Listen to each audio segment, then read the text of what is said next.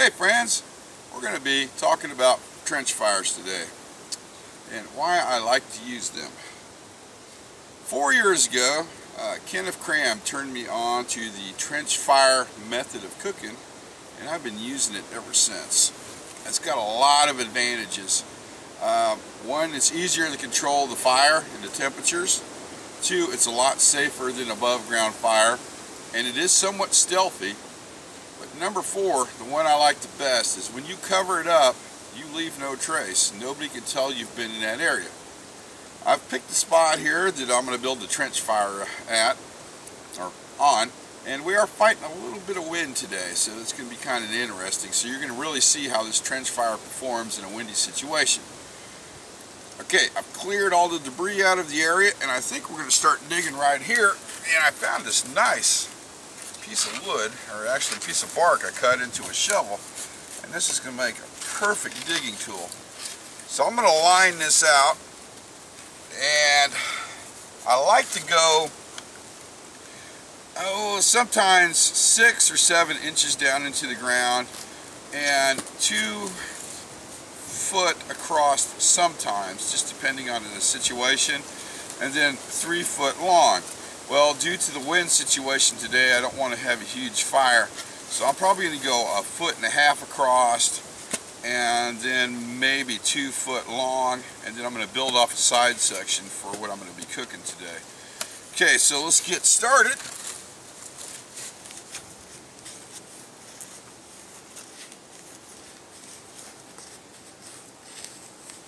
Now, I'm already not liking what I'm seeing as roots in this area. I'm not going to be worried too much about it because it's been really damp out, and these are some small green roots. But if it was in the dry season, I would have to change areas. Main reason is a root could catch on fire and turn into an ember and pretty much start burning. And within a couple of days it might hit a tree or a huge root system, and you might accidentally set the forest on fire, which is not a good thing.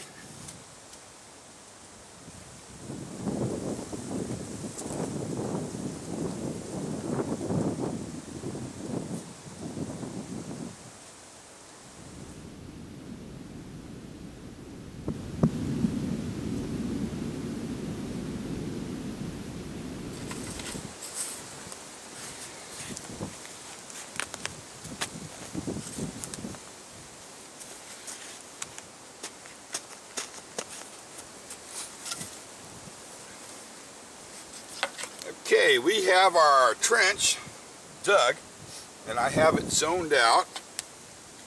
This right here is going to be my cooking area where I'm going to put a grill. Over here is just basically an air section for the air to flow through and keep that fire going. And I might actually put a potato right there and bury it in coals. And over here is where we're going to make our coals at. I want to show you something here real quick. As you know, I like to do most of my camping down by the Missouri River, and on the river banks this is silt and clay mixed. The really cool thing about it is it heats up, it hardens the sides and the walls of the trench fire. Now, regular dirt, you're not going to have a problem, but if you're using sand, you notice you'll be able to pack it down, but after it heats up it turns into a silicone and it kind of runs in on you, so you might have to re-support the sides of the trench fire. We've got this taken care of right here, and I don't have any major tree roots in here to worry about at the moment. So the next thing we need to do is line the bottom of this with tree bark, because this has got a lot, and I mean a lot of moisture in it. So I got a nice little pile right there. I'm going to go grab it real quick and let's put that in the bottom.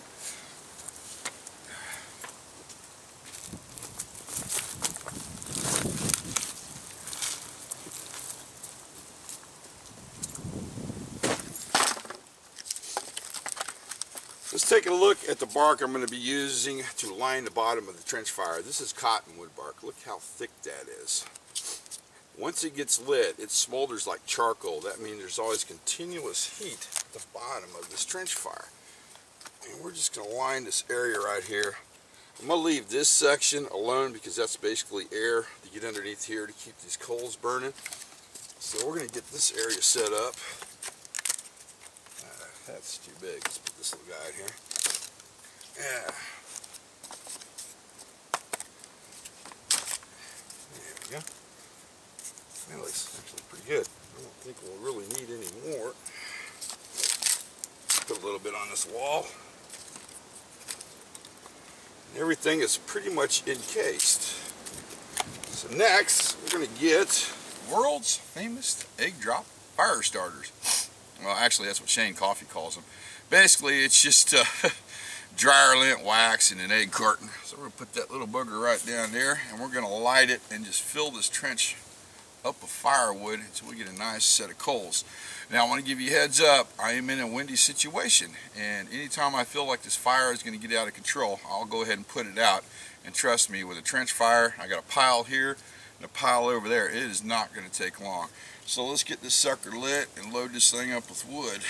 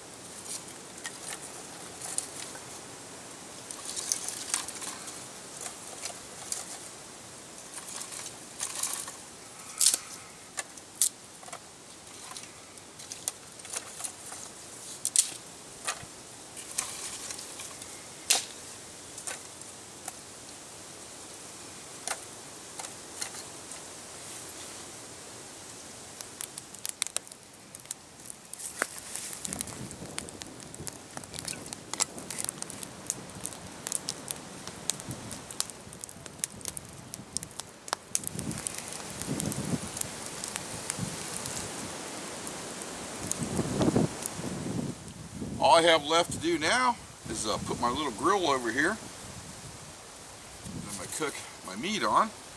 Let it get hot, burn off some of the crusties from the last time I used the little guy. And just kind of stir the coals about.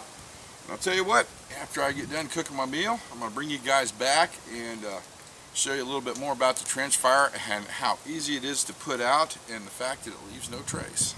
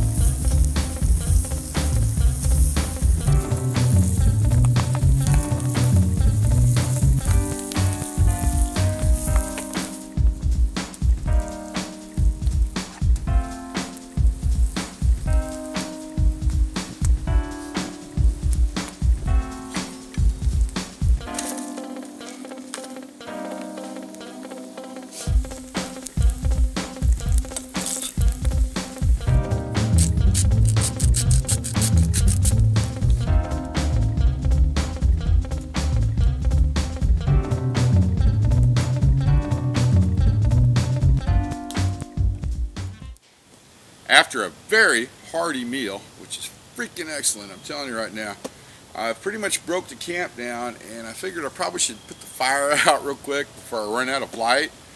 I did not bring any night equipment with me, so I'm going to show you one thing about this fire real quick before we put it out, how the sides of the trench fire have hardened because there's clay in the soil. Come here and check this out. See how that's hardened up right there? Yes, ooh, that's really still hot. That's because all the moisture started evaporating from the clay. Unfortunately, there's silt in there, and it makes this a useless building material unless you properly process it. But that's what I was talking about, how it hardens up on the walls and you don't have to worry about the sides caving in on you. Alright, now there's a couple ways. You can pour water on this if you want, and I do recommend that if you are in a very dry area.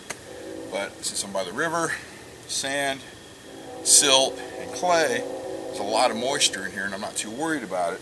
Another really cool thing is if you find a bunch of dry wood, throw it on here, cover it up, come back in a couple days, you're going to have a nice little batch of charcoal.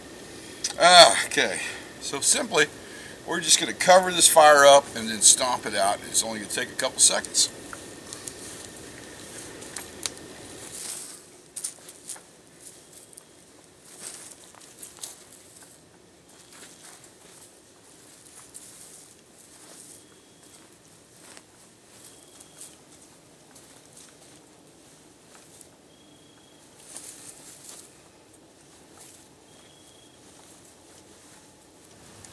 Got the trench fire completely covered up, and if I would have put a little water on there to make sure it was absolutely out, I would have smoothed up the ground a little more, threw a bunch of leaves on there, and nobody would know I've even been here.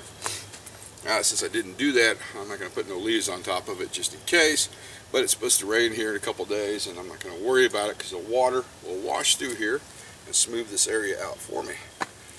Okay, I'm going to wrap the video up because we are out of daylight. If you used the trench fire, let me know your experiences with it, what you found out that worked great and what did not work great. And comments are always welcome. Just a little heads up, it does take me a little while to answer them due to my work situation. It's been a little out of control this year. And I think that's it. Well, you know it's coming. Get ready for it. Like always, thanks for watching.